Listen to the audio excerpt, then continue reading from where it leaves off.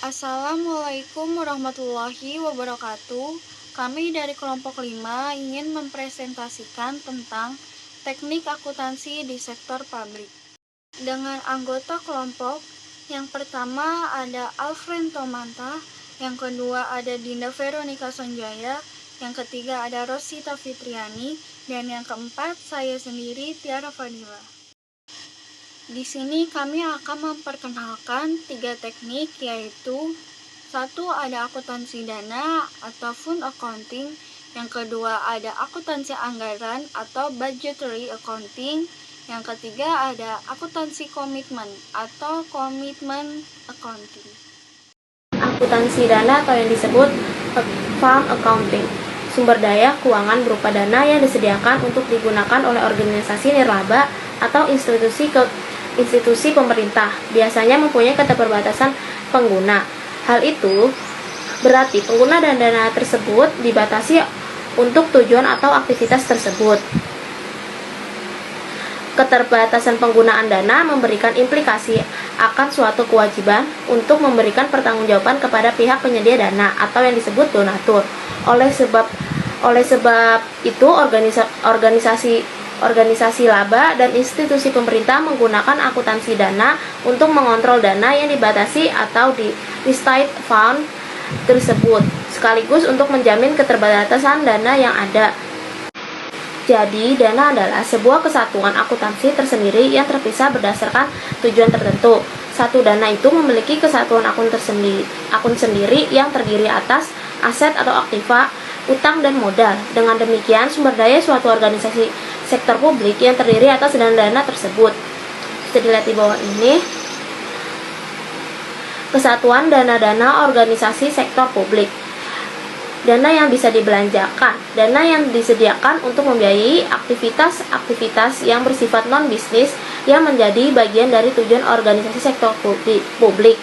Dan selanjutnya ada dana yang tidak bisa dibelanjakan, dana yang dipisahkan untuk aktivitas yang bersifat bisnis. Dana ini digunakan sebagai pendukung dari expendable fund.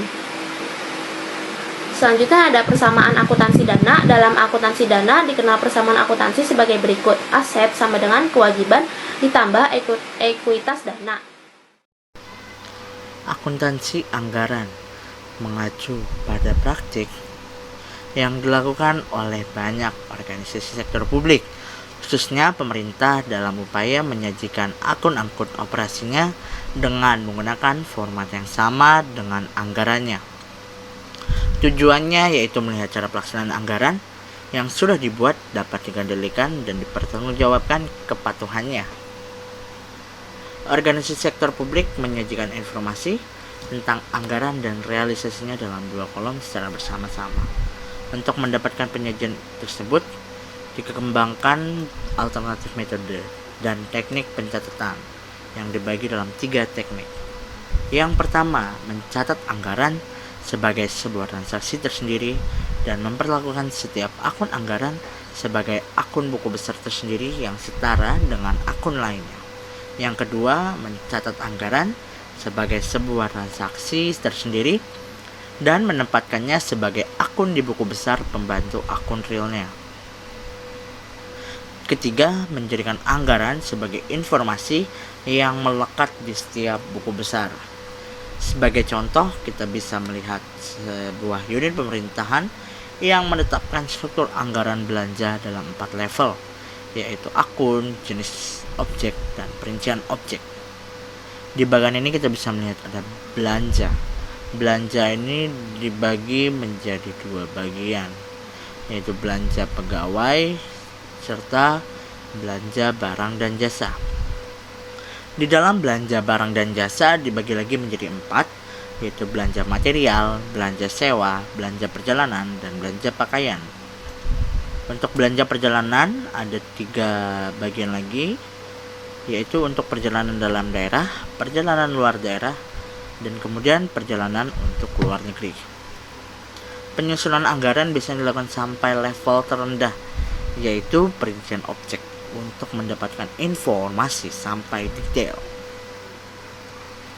Ide di balik akuntansi anggaran ini adalah untuk kemudahan demi melakukan pengendalian belanja Namun, terdapat beberapa kendala dalam mencapai tujuan ini, khususnya dalam lingkup pemerintahan, terkait dengan otoritas yang mengatur struktur dan klasifikasi anggaran atau laporannya.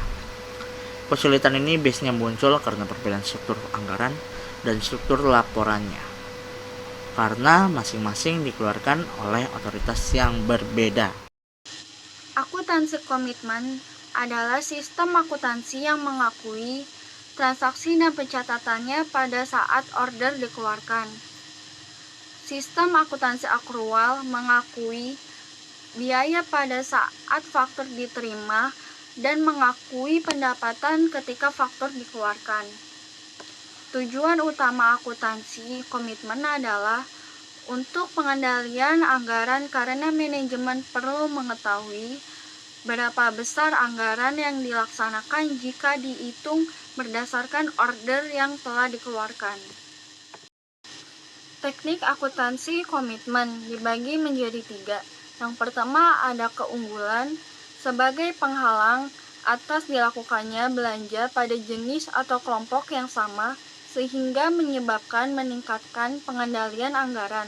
Yang kedua ada kelemahan, hal tertentu yang telah didukung oleh pengiriman pesanan akan dicatat sebagai beban, padahal pesanan tersebut bisa dengan mudah dibatalkan. Dan yang ketiga ada fungsi utama. Fungsi utamanya adalah dalam kontrol anggaran. Gagasannya adalah akun-akun bulanan yang hanya mencatat faktur yang diterima atau dibayar, hanya memberikan sedikit nilai terhadap pengambilan keputusan. Basis akuntansi dan fokus pengukuran. Basis akuntansi menentukan asumsi-asumsi yang dipakai dalam melakukan pencatatan dan pelaporan. Basis akuntansi yang dipilih juga akan mempengaruhi arsitektur standar akuntansi yang dibangun, baik kerangka konseptual maupun pernyataan-pernyataannya, terkait dengan kapan transaksi diakui dan seberapa besar nilainya. Basis akuntansi menentukan kapan transaksi dan peristiwa yang diakui. Basis kas mengakui transaksi pada saat kas diterima atau dibayarkan. Sementara itu, basis akrual mengakui transaksi yang bersangkutan secara ekonomi terjadi, tidak semata-mata ketika kas diterima atau dibayarkan. Fokus pengukuran dari suatu entitas akuntansi menentukan apa yang akan dilaporkan. Dengan kata lain, jenis aktiva dan kewajiban apa saja yang diakui secara akuntansi dan dilaporkan di neraca. Selanjutnya ada 4 macam basis akuntansi sektor publik. Yang pertama basis kas, yang kedua basis akrual, yang ketiga basis kas modifikasi, dan yang keempat basis akrual modifikasi. Basis kas. Basis kas biasanya juga memiliki fokus pengukuran hanya pada kas. Akibatnya yang dilaporkan dalam neraca jika dibuat hanya akun kas, sehingga ekuitas dana yang ada di sisi pasifa hanya menggambarkan keadaan kas. Pendekatan ini biasanya digunakan oleh organisasi sektor publik yang harus menyajikan informasi realisasi anggaran, sementara anggarannya berbasis kas. Basis akrual. Basis akrual mengakui transaksi pada saat terjadi dan biasanya mempunyai fokus pengukuran pada semua sumber daya yang dimiliki atau all resource. Selanjutnya ada basis kas modifikasi. Basis kas modifikasi adalah sebuah pendekatan yang mencoba menampilkan informasi yang dihasilkan basis kas, sekaligus juga menyajikan informasi yang hanya bisa dimunculkan oleh basis akrual. Dengan basis kas modifikasi, transaksi-transaksi dicatat berdasarkan kas yang diterima atau dibayarkan, sehingga neraca yang dihasilkan akan seperti berbasis kas. Perbedaannya, basis kas modifikasi menggunakan fokus pengukuran atas semua sumber daya atau all resource. Dan yang terakhir ada basis akrual modifikasi. Basis akrual modifikasi lebih banyak diimplementasikan pada organisasi sektor publik yang menggunakan multidana dalam akuntansi pemerintahannya. Basis akrual modifikasi pada dasarnya adalah basis akrual yang mencatat transaksi-transaksi sesuai dengan kejadiannya, tidak semata-mata pada saat kas diterima atau dibayarkan. Namun, basis akrual modifikasi mempunyai fokus pengukuran hanya pada sumber daya yang bersifat lancar. Sekian presentasi dari kami, kurang lebihnya mohon maaf. Wassalamualaikum warahmatullahi wabarakatuh.